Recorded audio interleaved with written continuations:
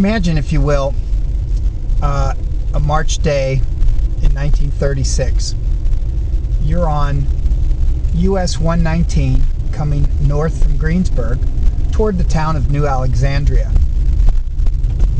And you wanted to see the beautiful US 22 bridge that was built in 1935, just a year before.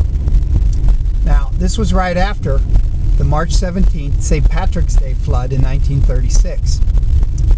Little did you know, as you were heading that way, that you were going to drive into quite a surprise.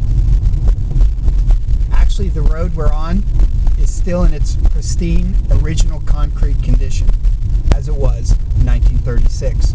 Only thing is, this is March 14th, 2010. But this is what you would have seen had you attempt to go to New Alexandria on that fateful day.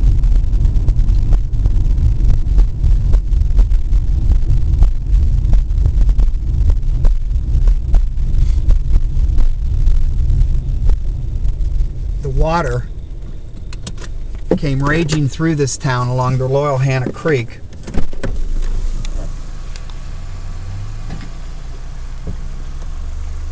And literally covered up the US 22 bridge 1 year after its construction. What this caused was the powers that be to start a extensive flood control project, because what happened here ended up putting Pittsburgh under severe water, greater than any point in their history. I don't know if we can get around the corner, but if you look at my US 22 at New Alexandria YouTube video, I actually filmed it from the bridge coming out the other direction.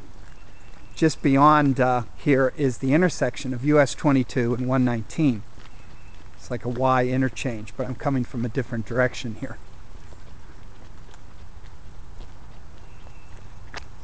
I'm going to attempt to go over to the left and see if I can catch the arch bridge, so you have some perspective on what it was. Now, that's the old Pennsylvania Railroad bridge to the Ardera mines in New Alexandria.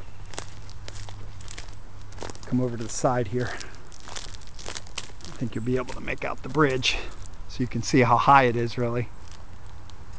I'll try to zoom in for you.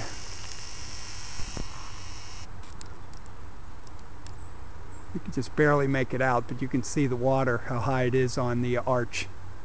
It's probably 12 feet in the air from the road at that point, maybe 10-12 feet. Last time it flooded like this was in 1994, after one of the top snowiest days on record in March around this time.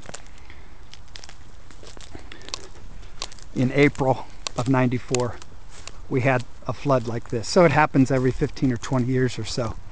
But it gives you an idea as to why they had to completely rebuild the roads.